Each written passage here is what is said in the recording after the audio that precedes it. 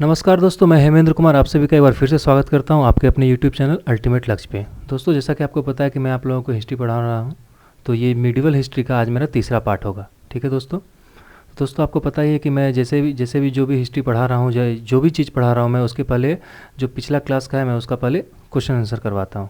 ठीक है दोस्तों, तो पहले हम लोग क्वेश्चन आंसर करेंगे, उसके बाद फिर हम लोग आगे बढ़ेंगे।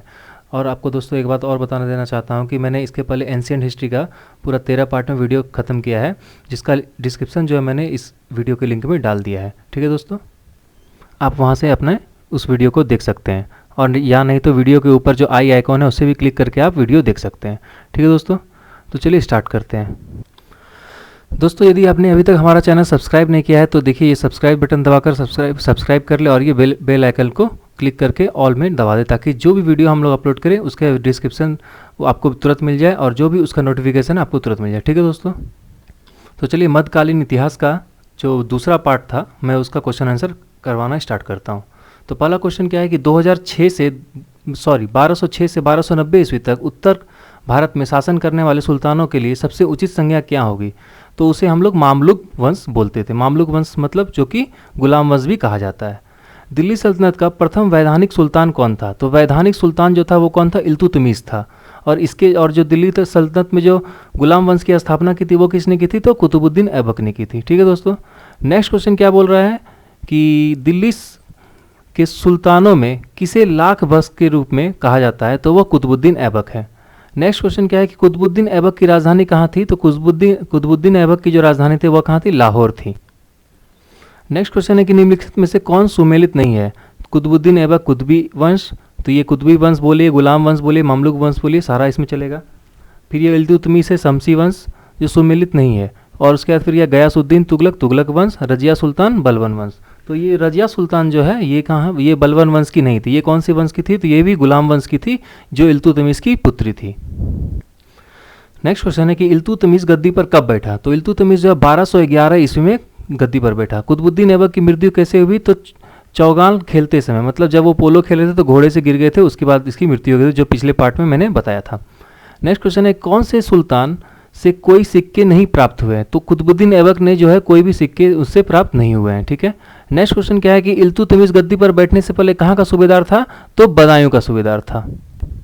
नेक्स्ट क्वेश्चन है कि रजिया सुल्ताना ने कितने वर्षों तक शासन किया? तो रजिया सुल्ताना ने 4 वर्षों तक शासन किया था। इल्तुतमिश की मृत्यु तथा गयासुद्दीन बबल के सिंहासन पर बैठने से पूर्व दिल्ली में कितने शासकों ने शासन किया? तो 4 शासकों ने शासन किया था। ठीक है, चलिए आगे बढ़ते हैं। नेक्स्ट है कि इल्तुतमिश ने अपना उत्तराधिकारी किसे चुना था? तो इल्तुतमिश ने जो रजिया सुल्ताना को अपना उत्तराधिकारी चुना था। इल्तुतमिश को बगदाद के खलीफा द्वारा खिलहत कब प्राप्त हुई थी? तो 1229 में खिलहत प्राप्त हुई थी। नेक्स्ट क्वेश्चन है कि बलबन ने कौन सी 2 उपाधियां प्राप्त की थी? तो जिल्ली इलाह या ईश्वर का प्रतिनिधित्व की उपाधि धारण की थी। नेक्स्ट क्वेश्चन है कि सिजदा और पायबोस प्रथा का प्रचलन किसने किया था? तो बलबन ने किया था। चलीसा या चलगानी का अस्तित्व किसके शासन में आया था? तो इल्तुतमिश के शासनकाल में आया था। पहली बार मंगोलों पर आक्रमण किसके शासनकाल में हुआ था? तो पहली बार मंगोलों का आक्रमण जो है इल्तुतमिश के शासनकाल में हुआ था। नेक्स्ट क्वेश्चन है कि गुलाम वंश या ममलुक वंश का संस्थापक कौन था? तो कुतुबुद्दीन ऐबक, जो हम लोगों ने पिछले पार्ट में किया भी था। नेक्स्ट है कि गुलाम वंश का अंतिम शासक कौन था? तो कैकूबाद जो है गुलाम वंश का अंतिम शासक था। नेक्स्ट क्वेश्चन है कि रक्त और लौ की नीति अपनाने वाला सुल्तान कौन था? तो गयासुद्दीन बलबन था।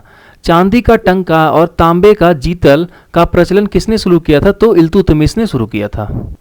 नेक्स्ट क्वेश्चन है कि चहलगानी का संहार किसने किया? तो बलबन ने किया था। नेक्स्ट है उसके बाद 25वां क्वेश्चन कि दिल्ली सल्तनत में अख्ता प्रणाली का प्रारंभ किसने किया था? तो इल्तुतमिश ने किया था। इल्तुतमिश, बलबन तथा अलाउद्दीन खिलजी एक जैसा कार्य कौन सा किया था? तो मंगोलों का सामना किया था। मंगोलों का जो आक्रमण है तीनों के शासनकाल में हुआ था, और तीनों ने ही मंगोलों का सामना किया था। चलिए, वो तो था आपका कुतुबुद्दीन ऐबक का जो गुलाम वंश था। अब हम लोग खिलजी वंश के बारे में पढ़ेंगे। तो बलबानी वंश के अंतिम शासक शमसुद्दीन की हत्या किसने की थी? तो जलालुद्दीन फिरोज खिलजी ने की थी। तो जलालुद्दीन फिरोज खिलजी कौन थे? तो इन्होंने ही खिलजी वंश की स्थापना की थी। शमसुद्दीन की हत्या कब हुई थी? तो 12 जून 1290 को शमसुद्दीन की हत्या हुई थी। ठीक है दोस्तों, चलिए आगे बढ़ते हैं। नेक्स्ट है कि खिलजी वंश की स्थापना किसने किया था? तो अभी मैंने जस्ट बताया था कि जलालुद्दीन फिरोज खिलजी ने खिलजी वंश की स्थापना की थी। जलालुद्दीन ने किस शहर को अपनी राजधानी बनाया था? तो किलोखरी को अपनी राजधानी बनाया था। नेक्स्ट क्वेश्चन है कि शासक बनते समय जलालुद्दीन की आयु क्या थी? तो 70 वर्ष की आयु थी शासन करते समय। नेक्स्ट है वह प्रथम सुल्तान कौन था जिसने हिंदुओं के प्रति उदार दृष्टिकोण अपनाया था? तो जलालुद्दीन खिलजी थे। नेक्स्ट है जलालुद्दीन ने किस ईरान के धार्मिक फकीर को हाथी के पैरों से कुचलवा दिया था? तो सीदी मौला को कुचलवा दिया था। जलालुद्दीन की हत्या किसने की थी? तो उसके भतीजे और दामाद, भतीजा बोलिए या दामाद बोलिए, जो थे उसका क्या नाम था? अलाउद्दीन खिलजी था, जिसने कि जलालुद्दीन की हत्या की थी। नेक्स्ट क्वेश्चन है कि जलालुद्दीन की हत्या कब हुई थी? तो 1296 ईस्वी में हुई थी। ठीक है दोस्तों, चलिए अलाउद्दीन खिलजी के बारे में पढ़ते हैं कि अलाउद्दीन खिलजी के शासनकाल की विस्तृत जानकारी किस रचना से मिलती है? तो ख्वाजा ए नूल फतू से। और ये किसके द्वारा रचित हुई है? तो अमीर खुसरो से। और अमीर खुसरो के बारे में मैंने बताया था कि ये इसके दरबारी कवि थे, किसके? अलाउद्दीन खिलजी के। नेक्स्ट है अलाउद्दीन खिलजी कब बना था सुल्तान? तो 22 अक्टूबर 1296 ईस्वी को अलाउद्दीन खिलजी सुल्तान बना था। अलाउद्दीन के बचपन का नाम क्या था? तो अली था और गुरसास था। ठीक है, गुरसाप या गुरसास से बोलिए, वो उसका बचपन का नाम था। नेक्स्ट है कि अलाउद्दीन अपनी राजधानी कहाँ स्थापित किया था? तो सिरी, यानी दिल्ली के बाद, दिल्ली के आसपास में अपनी राजधानी किया था, सिरी में।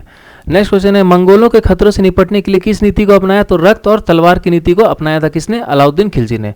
रक्त और तलवार की नीति किसकी थी पहले? तो सबसे पहले ये बलबन की नीति थी, उसके बाद इसे किसने अपनाया था? तो अलाउद्दीन खिलजी ने अपनाया था। नेक्स्ट है अपनी सेना को नकद वेतन देना किसने शुरू किया? तो अलाउद्दीन खिलजी ने अपनी सेना को नकद वेतन देना शुरू किया। स्थानीय सेना की नींव किसने रखी? तो अलाउद्दीन खिलजी ने रखी थी। किसके शासनकाल में मुस्लिम राज पूरे भारत में फैल गया? तो अलाउद्दीन खिलजी के शासनकाल में। नेक्स्ट है घोड़ों को दागने और सेना की हुलिया लिखने की प्रथा किसने शुरू की? तो यह भी अलाउद्दीन खिलजी ने शुरू की थी। नेक्स्ट क्वेश्चन है कि अलाउद्दीन के शासनकाल की प्रमुख विशेषता क्या थी? तो बाजार व्यवस्था थी। वह पहला सुल्तान कौन था जिसने भूमि के वास्तविक उत्पादन पर राजस्व निर्धारित किया था? तो यह भी अलाउद्दीन खिलजी था। नेक्स्ट है बाजार नियंत्रण तथा माप तोल पर नजर रखने वाले अधिकारी क्या कहलाते थे? तो मुहतसीब कहलाते थे। मूल्य नियंत्रण प्रणाली किसके शासन में लागू किया गया? तो अलाउद्दीन खिलजी के शासनकाल में लागू किया गया। दिल्ली सल्तनत का प्रथम शासक कौन था जिसने दक्षिण भारत में अपनी विजय पताका फहराई? तो वो भी अलाउद्दीन खिलजी ही था। नेक्स्ट क्वेश्चन है मलिक कफूर कौन था? तो मलिक कफूर जो है अलाउद्दीन का सेनापति बोलिए या सहायक बोलिए। मलिक कफूर किस धर्म से था? तो हिंदू धर्म से, और बाद में इसने मुस्लिम धर्म को अपना लिया था। 1000 दिनारी किसे कहा जाता है? तो मलिक कफूर को कहा जाता है। नेक्स्ट है किसके नेतृत्व में खिलजी सेना ने देवगिरी, वारंगल, द्वार समुद्र, मालाबार और मथुरा को विजित कर दिल्ली सल्तनत के अधिकार किया? तो ये भी मलिक काफूर ने किया था। फिर नेक्स्ट क्वेश्चन है कि जहार खंबा महल, अलाई दरवाजा और जैयत खाना का मस्जिद का निर्माण किसने करवाया था? तो अलाउद्दीन खिलजी ने करवाया था। नेक्स्ट है अलाउद्दीन खिलजी ने स्वयं को किस उपाधि से विभूषित किया था? तो सिकंदर ए सानी से अपने आप को विभूषित किया था, इस उपाधि से। नेक्स्ट है कि गैर मुस्लिमों से जजिया कर और मुस्लिमों से जकात कर वसूलने की प्रथा सर्वप्रथम किसने चलाई थी? तो अलाउद्दीन खिलजी ने चलाई थी। नेक्स्ट है राशनिंग व्यवस्था किसने लागू की थी? तो अलाउद्दीन खिलजी ने लागू की थी। अलाउद्दीन खिलजी के दरबार के मुख्य विद्वान कौन कौन से थे? तो अमीर खुसरो और हसन दिलहवी थे। अमीर खुसरो की प्रसिद्ध रचना कौन थी? तो ख्वाजा नूल फतू थी। दीवाने रियासत किसे नियुक्त किया गया था? तो मलिक याकूब को दीवाने रियासत नियुक्त किया गया था। किसके दरबार में? तो अलाउद्दीन खिलजी के दरबार में। नेक्स्ट है अलाउद्दीन द्वारा स्थापित सूचनादाताओं को क्या कहा जाता है? तो बरीद बोला जाता था। नेक्स्ट क्वेश्चन है कि अलाउद्दीन की मृत्यु कब हो गई? तो 5 जनवरी 1316 को अलाउद्दीन की मृत्यु हो गई। और क्या अलाउद्दीन की मृत्यु का कारण क्या था? तो जलोदर रोग था। ठीक है, अलाउद्दीन की मृत्यु के बाद कौन सुल्तान बना? तो 5 से 6 वर्षीय पुत्र जो था सिहाबुद्दीन, वह अलाउद्दीन खिलजी का नया उत्तराधिकारी था। लेकिन ये जो उत्तराधिकारी था सिर्फ ये नाम का था, और जो इसके पीछे शासन कर रहा था वो मलिक काफूर कर रहा था। नेक्स्ट है अलाउद्दीन के तीसरे पुत्र का क्या नाम था? तो मुबारक खिलजी नाम था। मलिक कपूर की हत्या किसने की थी? तो इसी ने, मुबारक खिलजी ने मलिक कपूर की हत्या कर दी। उसके बाद फिर जाकर वो कब बैठा अपने सल्तनत पर? तो वो 19 अप्रैल 1613 में उस सल्तनत पर फिर से बैठ गया। फिर नेक्स्ट क्वेश्चन है कि कुतुबुद्दीन ऐबक खिलजी किसकी उपाधि धारण की थी? तो खलीफा की उपाधि धारण की थी। कुतुबुद्दीन मुबारक जो है, सॉरी कुतुबुद्दीन ऐबक नहीं, कुतुबुद्दीन मुबारक खिलजी जो है किसकी उपाधि धारण की थी? तो खलीफा की उपाधि धारण की। नेक्स्ट है स्वयं को इस्लाम धर्म का सर्वोच्च प्रधान और स्वर्ग तथा पृथ्वी के आधिपत्य का खलीफा किसने घोषित किया? तो मुबारक खिलजी ने किया। मुबारक खिलजी का वजीर का नाम क्या था? तो खुसरा खां नाम था। नेक्स्ट है मुबारक खां की हत्या किसने और कब की थी? तो खुसरा खां ने कब की थी? तो 15 अप्रैल 1320 ईस्वी को की थी। नेक्स्ट है मुबारक की हत्या के बाद दिल्ली का सुल्तान कौन बना? तो खुसरा खां बना। खिलजी वंश का अंत कब हो गया? तो 5 सितंबर 1320 ईस्वी को खिलजी वंश का अंत हो गया। खुसरा खां किससे पराजित हो गया? तो गाजी मलिक से खुसरा खां भी पराजित हो गया। तो दोस्तों ये था आज का हमारा क्वेश्चन आंसर। अब हम लोग चलते हैं आज का जो नया पार्ट है उसके बारे में पढ़ेंगे। तो आज जो हम लोग मिडिवल हिस्ट्री के थर्ड पार्ट में पढ़ेंगे वो दिल्ली सल्तनत का जो तुगलक वंश है और सैयद वंश के बारे में पढ़ेंगे। ठीक है, तो चलिए स्टार्ट करते हैं। सबसे पहले तुगलक वंश के बारे में पढ़ेंगे, उसके बाद फिर सैयद वंश के बारे में पढ़ेंगे हम लोग। तो तुगलक वंश जो है, तुगलक वंश जिसने 1320 ईस्वी से लेकर 1414 ईस्वी तक दिल्ली की सत्ता पर राज किया। गयासुद्दीन तुगलक जो है इसने तुगलक वंश की स्थापना की थी। कब की थी? तो 1320 ईस्वी में की थी। तो तुगलक वंश में जो है कुछ महत्वपूर्ण शासक भी हुए थे। तो उसमें जो शासक थे उसमें जो महत्वपूर्ण थे सबसे पहले थे कौन? गयासुद्दीन तुगलक, जिन्होंने कि 1320 से 1325 ईस्वी तक शासन किया। फिर मोहम्मद बिन तुगलक, जिसने कि हम लोग पागल और सरकी शासक भी कहते हैं, जो इतिहासकार जो है पागल और सरकी शासक भी कहते हैं। इनका शासनकाल कब से कब तक था? तो 1325 ईस्वी से 1351 ईस्वी तक था। फिर आता है फिरोज शाह तुगलक, तो इसका शासनकाल कब से कब तक था? तो 1351 से 1387 ईस्वी तक था। तो ये तीनों जो महत्वपूर्ण शासक थे इसके, और बाकी भी बहुत सारे शासक थे लेकिन उनका कोई उतना महत्व नहीं था इस वंश को लेके। तो चलिए ठीक है, अब हम लोग आगे देखते हैं। तो इन तीनों योग शासकों के बाद जो है कोई और शासक सही से शासन नहीं कर पाया। इसके बाद जो है तुगलक वंश का जो पतन होना स्टार्ट हो गया। इसके अलावा जो शासक थे उनका नाम था तुगलक खान, जिन्होंने 1388 से 1389 शासन किया। फिर अबू बकर खान, जिसने 1389 से 1390 शासन किया। फिर नसीरुद्दीन मोहम्मद शाह, जिसने 1390 से 1393 तक शासन किया। फिर अलाउद्दीन सिकंदर शाह, जिसने सिर्फ 1393 ईस्वी में शासन किया। फिर नसीरुद्दीन नुसरत शाह तुगलक, इसने 1394 से 1398 तक शासन किया। और फिर नसीरुद्दीन मोहम्मद शाह तुगलक, जिसने कि 1394 से 1412 या 1413 तक शासन किया। तो ये इसका आखिरी शासक था। ठीक है, चलिए हम लोग अब पढ़ते हैं इसके बारे में। गयासुद्दीन तुगलक। तो गयासुद्दीन तुगलक के बारे में मैंने बताया कि इसने जो है तुगलक वंश की स्थापना की थी। तो और कब से कब तक इसने शासन किया? तो 1320 से 1325 ईस्वी तक शासन किया था। और ये सिंहासन पर कब बैठा था दिल्ली के सल्तनत पर? तो 8 सितंबर 1320 ईस्वी को ये दिल्ली की सल्तनत पर सिंहासन पर बैठा था। ठीक है, नेक्स्ट क्वेश्चन क्या है? नेक्स्ट है कि इसने जो है कुल 29 बार मंगोलों के आक्रमण को विफल किया था। मतलब 29 बार मंगोलों ने इन पर आक्रमण किया था और हर बार इसने उसे विफल किया। फिर है क्या कि सुल्तान बनने से पहले वह कुतुबुद्दीन मुबारक खिलजी के शासनकाल में उत्तर पश्चिमी सीमांत का शक्तिशाली गवर्नर नियुक्त हुआ था। जब वो सुल्तान बना नहीं था उसके पहले वह कुतुबुद्दीन मुबारक खिलजी जो है, जो कि खिलजी वंश का शासक था, उसके शासनकाल में वह गवर्नर नियुक्त था। ठीक है, नेक्स्ट है कि वह दिल्ली का सल्तनत का पहला सुल्तान था। ठीक है, उसके बाद क्या हुआ? उसने अपने साथ गाजी मतलब काफिरों का वध करने वाला शब्द जोड़ा, मतलब गाजी की उपाधि भी उसने धारण की। उसके बाद क्या हुआ? अलाउद्दीन खिलजी की कठोर नीति के विरुद्ध उसने उदारता का नीति अपनाया था, जिसे बर्नी ने रमेशियन अथवा मध्यपंथी कहा जाता है। मतलब जो अलाउद्दीन खिलजी जो थे वो कठोर नीति के थे, लेकिन ये जो है बहुत उदार नीति के थे।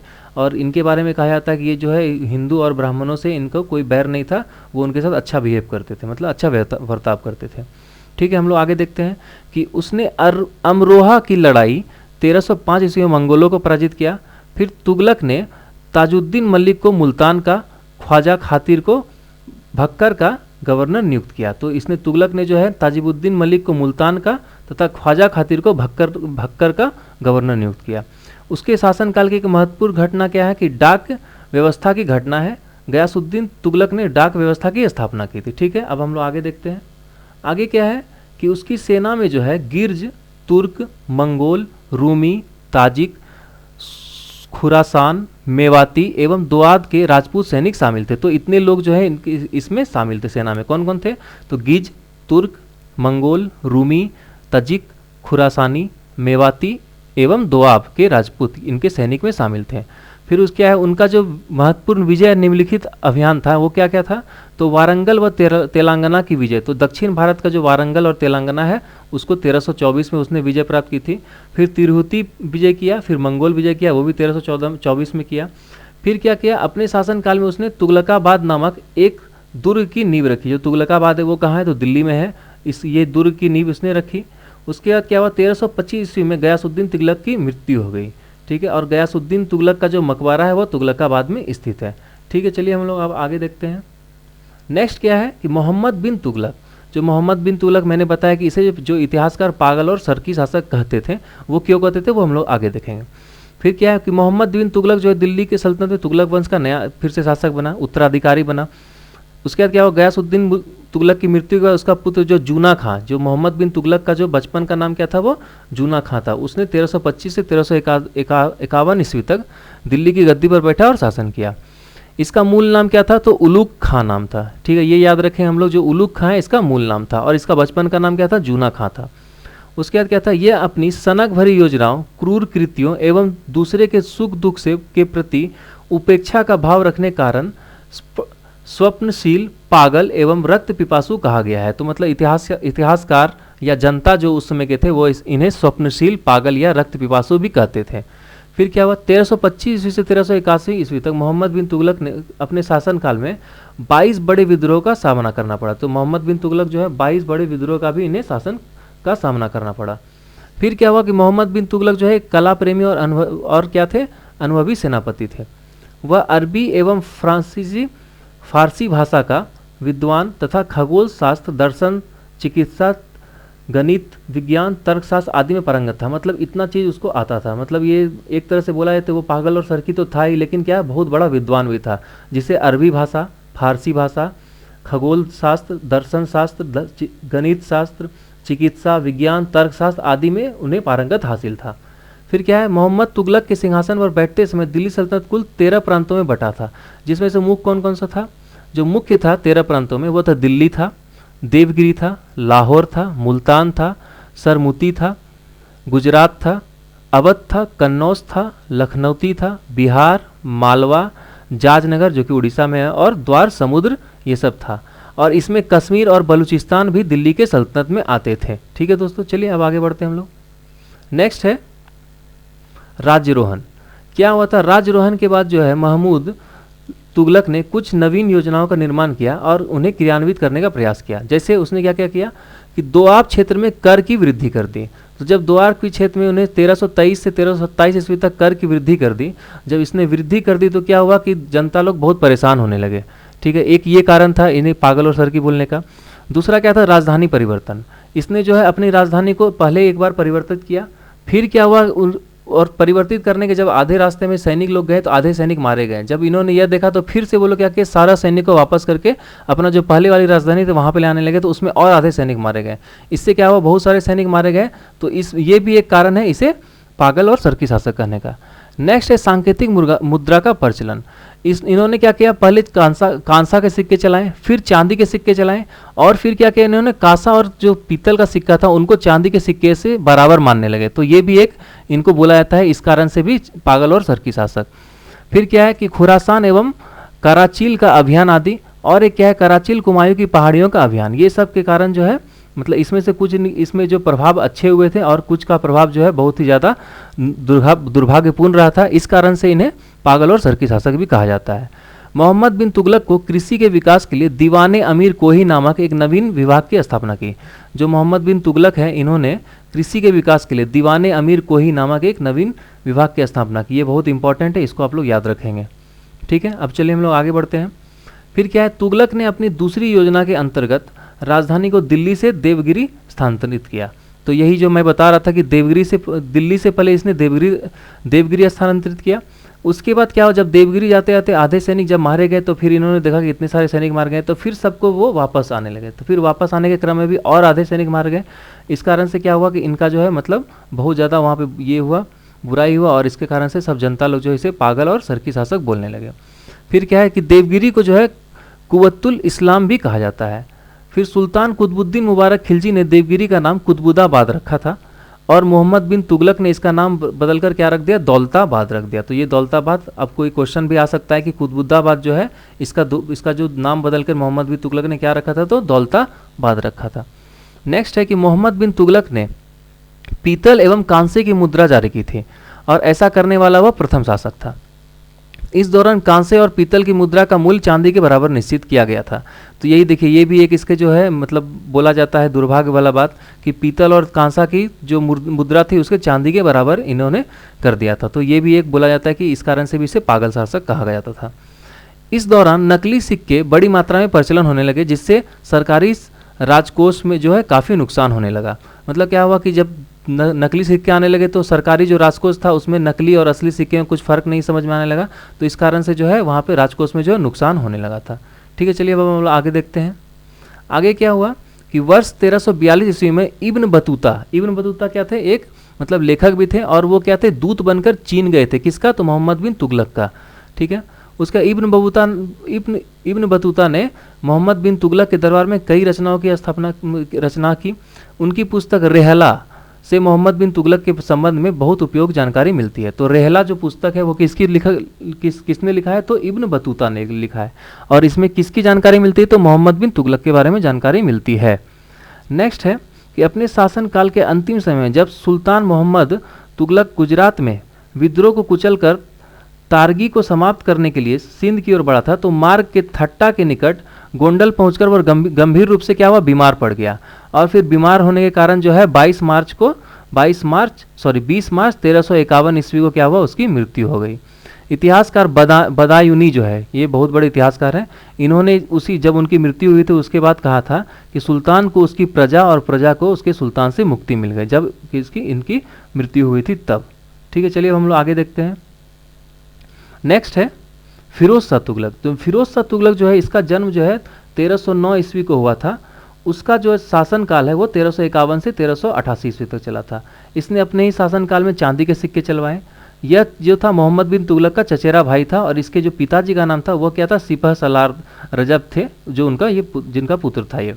फिर क्या, मोहम्मद बिन तुगलक के बाद जो है मृत्यु के बाद 23 मार्च 1351 को फिरोज शाह तुगलक का राज्याभिषेक थट्टा के निकट हुआ। फिर इसने पूरा अपना राज्याभिषेक कहाँ करवाया, दिल्ली में करवाया, कब, 1351 में। फिर बंगाल को जीतने के लिए सुल्तान ने 1353 में आक्रमण किया और बंगाल को जीता। इस समय क्या था, शमसुद्दीन इलियास वहाँ का शासक था। ठीक है, चलिए हम लोग आगे देखते हैं। अब आगे क्या हुआ कि 1360 ईस्वी में सुल्तान फिरोज ने जाजनगर, मतलब जो उड़ीसा में है अभी, पर आक्रमण करके वहाँ के शासक भानुदेव तृतीय को परास्त कर पूरी जगन्नाथपुरी मंदिर को ध्वस्त कर दिया। मतलब जगन्नाथपुरी जो मंदिर थी उनको पूरा तोड़ दिया था किसने, तो इसने, मुबारक शाह ने। उसके बाद क्या हुआ, 1361 में फिरोज शाह ने क्या किया, नागरकोट पर आक्रमण किया। फिरोज शाह ने अपने शासनकाल में 24 कष्टदायक करों को समाप्त कर केवल 4 कर लागू किया, जिसमें खराज जो लगान था, खुम्स जो युद्ध में लूट का माल था, जजिया एवं जकात कर को वसूल करने का आदेश दिया। बाकी जो 24 जो कष्टदायक थे, जो कि मोहम्मद बिन तुगलक के द्वारा लगाया गया था, उसको हटा दिया था। सुल्तान ने लगभग 300 नए नगरों की स्थापना की। तो उसमें से जो प्रमुख थे वो थे कौन सा, हिसार जो कि अभी हरियाणा में है, फिरोजाबाद जो उत्तर प्रदेश में है, फतेहाबाद जो हरियाणा का एक जिला है, जैनपुर जो उत्तर प्रदेश का एक शहर है, और फिरोजपुर जो कि पंजाब आदि का एक प्रमुख शहर है। ठीक है, चलिए हम लोग आगे देखते हैं।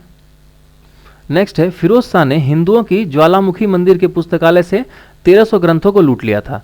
लूटने के बाद क्या किया, उसमें से जो कुछ ग्रंथ था उसको दलायते फिरोज शाही नाम से अनुवाद कराया। और ये जो दयालते फिरोज शाही था, ये चिकित्सा पद्धति के बारे में एक पुस्तक है। फिर क्या, सुल्तान फिरोज तुगलक ने दिल्ली के कोटला में फिरोज शाह दुर्ग का निर्माण कराया। तो आज भी हम लोग जानते हैं कि दिल्ली में फिरोज शाह कोटला एक दुर्ग है, वहीं पे जो था क्या था, स्टेडियम था, फिरोज शाह कोटला नाम था उसका, लेकिन अभी उसका नाम क्या हो गया, तो अरुण जेटली स्टेडियम नाम हो गया है। ठीक है, चलिए हम लोग आगे देखते हैं कि अपने भाई जैन खां मतलब मोहम्मद तुगलक की स्मृति में जैनपुर नामक शहर भी बनवाया। तो जैनपुर नामक शहर किसके याद में बनाया, तो जैन खां के नाम पे बनाया।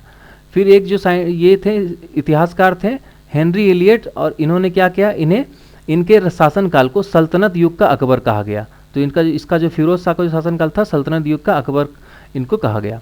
फिर क्या है, फिरोज शाह तुगलक की सफलताओं का श्रेय उसके प्रधानमंत्री का नाम क्या था, खाने जहान मकबूल का जो नाम है उनके द्वारा उनको बोला जाता है। ठीक है, चलिए हम लोग आगे देखते हैं।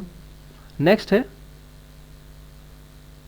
फिरोज शाह तुगलक ने तांबा एवं चांदी के मिश्रण से निर्मित सिक्के जारी करवाए, जिसे संभवतः आद्या एवं मिस्र कहा जाता है। उनके सिक्के पर उन्होंने क्या किया, सिक्के पर अपना नाम भी लिखवाया और अपना जो उनका पुत्र था फतेह खां उसका भी नाम लिखवाया। 1374 में जो उसका उत्तराधिकारी पुत्र था फतेह खां, उसकी मौत हो गई, और उसके कुछ अंतराल बाद उसका जो दूसरा पुत्र था जिसको खां जहां, वह भी 1387 में मर गया। फिर जिसके कारण जो क्या हुआ, सुल्तान को गहरा आघात हुआ, मतलब उसको बहुत दुख पहुंचा और 80 वर्ष की उम्र में जो है सुल्तान फिरोज शाह तुगलक का सितंबर 1388 ईस्वी में क्या हो गया, मृत्यु हो गया। हौज खास परिसर जो है अभी जो दिल्ली में है वहाँ पे उसे दफना दिया गया। ठीक है, चलिए हम लोग आगे देखते हैं। नेक्स्ट है नसीरुद्दीन महमूद। नसीरुद्दीन महमूद तुगलक जो है फिरोज शाह तुगलक के बाद दिल्ली का सल्तनत का उत्तराधिकारी हुआ। उसने 1994 ईस्वी में नसीरुद्दीन महमूद दिल्ली सल्तनत का शासक बना। इसके काल में जो है दिल्ली सल्तनत का जो पतन होना स्टार्ट हो चुका था। ठीक है, नसीरुद्दीन महमूद के कार्यकाल में तैमूर लंग ने दिल्ली पर आक्रमण किया। तैमूर के आक्रमण से तथा उत्तराधिकारी के अभाव में यह वंश जो है 1414 में समाप्त हो गया, जिसके बाद जो है सैयद वंश का आरंभ हो गया। ठीक है, सैयद वंश आरंभ हो गया। नेक्स्ट है अब सैयद वंश। जो सैयद वंश है या सैयद बोला जाता है, दिल्ली का सल्तनत का चतुर्थ वंश था, मतलब चौथा वंश था। इसके बाद जो पांचवा होगा वह लोधी वंश होगा, जो हम लोग कल पढ़ेंगे नेक्स्ट पार्ट में। ठीक है, जिसका कार्यकाल कब से कब तक था, तो 1414 ईस्वी से 1451 ईस्वी तक शासन किया। तो इसके बारे में क्वेश्चन आता है कि ये जो सैयद वंश है इसने कितने वर्षों तक शासन किया था, तो टोटल 37 वर्षों तक इसने दिल्ली पर शासन किया था। नेक्स्ट है कि तैमूर लंग ने दिल्ली को जीता, फिर फिरोजाबाद, मेरठ, हरिद्वार, जम्मू, कांगड़ा को जीतता हुआ खिज्र खां को मुल्तान, लाहौर, दीपालपुर का शासक नियुक्त कर दिया। जब तैमूर लंग ने आक्रमण किया और उसके बाद इतने सारे शहरों को जीतने के बाद क्या किया, जो खिज्र खां था उनको मुल्तान, लाहौर और दीपालपुर का शासक नियुक्त कर दिया। जो इस वंश का जो आरंभ हुआ वो तुगलक वंश के अंतिम शासक महमूद तुगलक की मृत्यु के पश्चात खिज्र खां से 1414 ईस्वी में हुआ। तो जो हम बोल सकते हैं कि जो सैयद वंश का संस्थापक है वो कौन है, खिज्र खां, जिसने 1414 ईस्वी से 1421 ईस्वी तक शासन किया। फिर मुबारक शाह जिसने 1421 से 1434 ईस्वी तक शासन किया। फिर मोहम्मद शाह जिसने 1433 से 1445 ईस्वी तक शासन किया। फिर अलाउद्दीन अहमद शाह आलम शाह जिसने कि 1445 से 1451 ईस्वी तक शासन किया। तो चलिए हम लोग धीरे धीरे छोटा छोटा इसके बारे में पढ़ लेते हैं। तो सैयद वंश का पहला शासक कौन था, खिज्र खां, जिसे सैयद वंश का संस्थापक भी कहा जाता है। 1414 में इसने दिल्ली की राजगद्दी संभाली। और क्या हुआ, इसने कोई भी सुल्तान की उपाधि नहीं धारण की। इसने कौन सी उपाधि धारण की थी, तो रैयत आला की उपाधि से ही खुश था। तैमूर के लड़के जो है, मतलब तैमूर लंग जो था उसका जो लड़का था शाहरुख, वो ये क्या बोलता था कि ये उसका प्रतिनिधि करता है, और ठीक है, और वो जो नियमित कर उसे भेजा करता था। तो ये क्वेश्चन आता रहता है कि जो खिज्र खां है वो अपने आपको किसका प्रतिनिधि मानता था, तो तैमूर लंग का जो बेटा था शाहरुख उसका, और उसे नियमित कर भेजता था।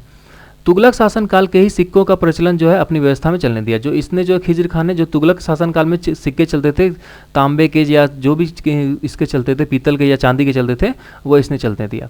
और खिज्र खां की जो मृत्यु है वो कब हो गई, 20 मई 1421 ईस्वी को उनकी मृत्यु हो गई। चलिए हम लोग आगे देखते हैं। नेक्स्ट है मुबारक शाह। मुबारक शाह जो है 1421 से 1434 ईस्वी तक शासन किया। यह जो था किसका, खिज्र खां का पुत्र था। खिज्र खां ने उसे अपना उत्तराधिकारी नियुक्त किया। मुबारक शाह ने किसकी, शाह की उपाधि धारण की और अपने नाम के सिक्के भी चलवाए। ठीक है, जो इसने क्या किया, शाह की उपाधि धारण की और अपने नाम के सिक्के चलवाए। उसने विद्वान यहिया बिन अहमद सरिंदी को अपना राजश्रय प्रदान किया। जो ये विद्वान थे यहिया बिन अहमद सरिंदी, इनको क्या किया, अपना राजश्रय प्रदान किया। उसके बाद क्या हुआ, इसने यमुना नदी के किनारे मुबारकबाद की शहर की स्थापना की। और इसका जो वजीर था, इसने क्या किया, जब वजीर का क्या नाम था, जो सखरुल मुल्क था, इसने क्या किया, जब ये जो मुबारकबाद को जब देखने के लिए गए थे तो 19 फरवरी को जब उधर से देख के आ रहे थे वापस, तो 19 फरवरी 1434 ईस्वी को कुछ हिंदू और मुस्लिम सरदारों के साथ मिलकर उसकी हत्या कर दी। ठीक है, चलिए हम लोग आगे देखते हैं। नेक्स्ट है मोहम्मद शाह। मोहम्मद शाह जो है दिल्ली का फिर से बना शासक। वह किसका भतीजा था, तो वह आपका मुबारक शाह का भतीजा था। ठीक है, मुबारक शाह का भतीजा था मोहम्मद शाह। इसने क्या किया, और इसका जो नाम था, मतलब बचपन का नाम था, वो क्या था, मोहम्मद बिन फरीद खां नाम था। ठीक है, इसने 1434 से 1445 तक शासन किया। उसके शासनकाल में 6 महीने उसके वजीर सवर उल मुल्क जो था उसमें आधिपत्य में था। तो ये सवर उल मुल्क जिसने कि मुबारक शाह की हत्या की थी, इसके चाचा की, वो क्या था, इसके शासनकाल में 6 महीना तक उसने शासनकाल किया। फिर 6 महीना जब बीत गया तो सुल्तान जो उसका सेनापति कमाल उल मुल्क के साथ मिलकर वजीर का वध करवा दिया। उसके बाद क्या हुआ, मोहम्मद शाह ने बहलोल लोदी को खाने खाना की उपाधि दी। तो ये क्वेश्चन बहुत इंपॉर्टेंट है कि खाने खाना की उपाधि जो बहलोल लोदी को किसने दी थी, तो मोहम्मद शाह ने दी थी। और ये बहलोल लोदी जो, इनके बारे में हम लोग नेक्स्ट क्लास में पढ़ेंगे। वो ये क्या थे, इन्होंने ही लोदी वंश की स्थापना की थी। फिर क्या हुआ, 1445 में मोहम्मद शाह की मृत्यु हो गई। और उसी की मृत्यु के बाद जो है सैयद वंश का जो पतन होना स्टार्ट हो गया, मतलब पतन की ओर अग्रसर हो गया सैयद वंश। नेक्स्ट है अलाउद्दीन आलम शाह। जो अलाउद्दीन जो है ये 1445 से 1485 तक शासन किया। ये किसका पुत्र था? तो ये मोहम्मद शाह का पुत्र था। मोहम्मद शाह की मृत्यु के बाद जो अलाउद्दीन आलम शाह ने आलम शाह की उपाधि धारण की और इसी के साथ वो सिंहासन पर अलाउद्दीन आलम शाह के नाम पे बैठ गया। उसने क्या किया? आलम शाह ने अपने वजीर हामिद खां से मतभेद होने के कारण उसने दिल्ली छोड़कर बदायूं जाना पड़ा। ये अपने हामिद जो इसका वजीर था हामिद खां, इससे क्या किया? इसका मतभेद हो गया और फिर ये दिल्ली भाग गया। फिर उसके बाद क्या हुआ? जब आलम शाह जो है वजीर हमीद, जो आलम शाह का जो वजीर था हमीद, वो 1451 ईस्वी में अपना जो राज सिंहासन है बहलोल लोदी को सौंप दिया और बहलोल लोदी को दिल्ली का सल्तनत को सौंप दिया। और उसके बाद क्या हुआ? जो सुल्तान आलम शाह जो है उसकी मृत्यु हो गई कब? 1476 ईस्वी में। कब? बदायूं में। उसके साथ ही जो है सैयद वंश का अंत हो गया। तो कहा क्वेश्चन ये आता है कि अलाउद्दीन आलम शाह जो है यह कहाँ का शासक, यह कब कौन सा शासक था? तो सबसे आखिरी शासक था। तो दोस्तों ये था आज का। तो आपको आज का हमारा वीडियो कैसा लगा आप ज़रूर हमें कमेंट करके बताइए। ठीक है, आशा करता हूँ आपको हमारा वीडियो अच्छा लगा होगा। और भी जो हमारा जितना भी पुराना वीडियो है सब आप देखें, सब आपके लिए एग्ज़ाम के व्यू से बहुत इंपॉर्टेंट है।